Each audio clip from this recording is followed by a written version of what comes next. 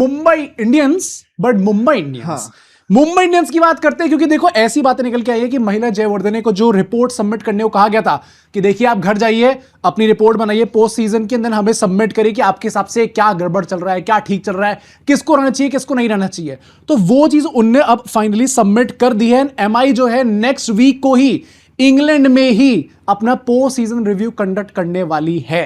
अभी भी मतलब बचा हुआ है टाइम पोस्ट सीजन के लिए, अभी तक करा नहीं इन लोगों ने। भाई मुझे ऑनेस्टली ऐसा लगता है कि वो स्टेजेस में होता होगा, अच्छा। कब कौन अवेलेबल है उसके हिसाब से वो डिसाइड करते होंगे कि अच्छा अब इंग्लैंड में फाइनली, क्योंकि टीम इंडिया भी इंग्लैंड में ही है, रोहित शर्मा भी इंग्लैंड में ही है क्या पता वहां पे भी वो भी मीटिंग अटेंड कर रहे हो।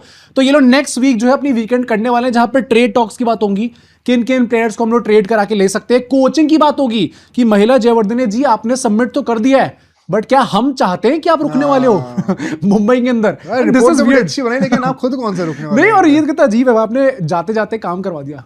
हाँ, अच्छा रिपोर्ट सबमिट कर, प्रोबेशन पीरियड चल रहा है तो भाई ये क्या है, ये निकाल तो निकाल ही देते हैं, ये क्या नकलीपन है कि आपने काम भी करवा लिया उसके बाद कह रहे हो कि भाई आपको निकलना पड़ेगा। बट साथ ही साथ मुझे ऐसा लग रहा है कि अगर नेक्स्ट वीक से ये रिव्यू शुरू होने वाला है, हाँ, तो नेक्स्ट वीक से फिर हार्दिक के ट्रेड रूमर्स का ही बवाल दोबारा आने वाला है। अरे वो you are wearing that jersey again, exactly, जो सबसे पीछे दैट इज व्हाई। तो आई थिंक सो कि नेक्स्ट वीक से as you rightly pointed out कि ये चीजें वापस और क्लियर हो जाएंगी, क्योंकि पोलार्ड ने ये चीज बोली थी कि अभी तक हमने कोई डिसीजन नहीं लिया है कि हम लोग निकालने वाले नहीं निकालने वाले। I think so next week के बाद से ये चीजें स्टार्ट हो जाएंगी।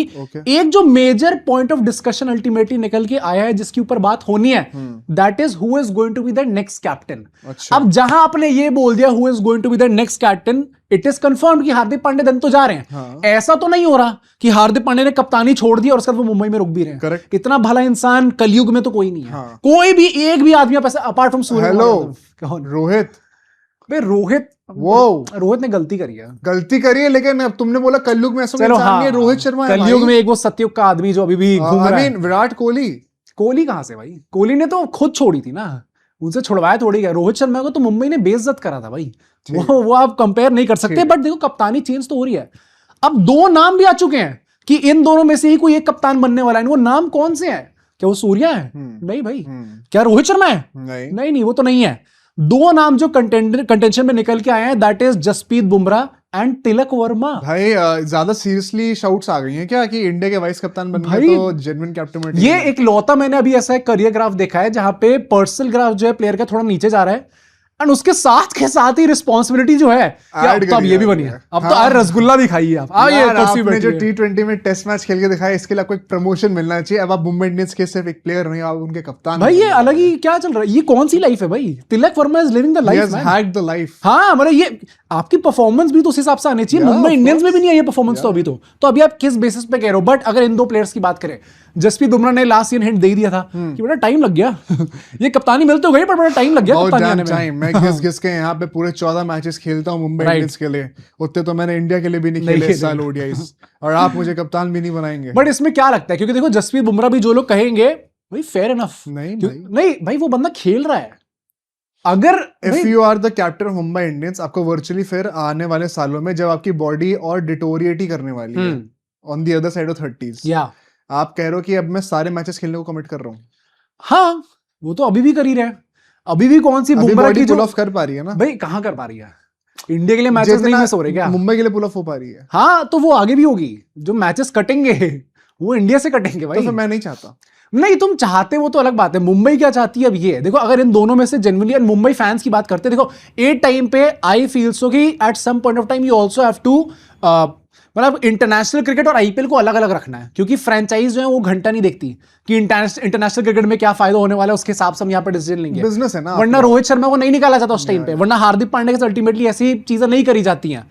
आई फील सो अगर इन दोनों में से एक चॉइस मिल रही है, जसप्रीत बुमराह भाई, बुमराह अगर हम प्योरली कैप्टेंसी के स्टैंडर्ड्स की बातें करें तो of course Bumrah is more reputed and has more data to back, and availability भी होगी बुमराह की मुंबई के लिए, वो तो है ही। मोर रिस्पेक्ट मुंबई के लिए रहेगी भाई, मत बोला करो ये सब भाई। क्यों नहीं रहेगी?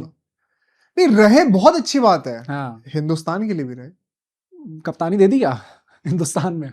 जहां हमने श्रेयस अय्यर चुन लिया, जहां श्रेयस अय्यर चुन लिया, वहां पे आपने कहते जसप्रीत बुमराह ठीक है आप मत खेलो और मैच। क्या फिर वो तो श्रेयस का है।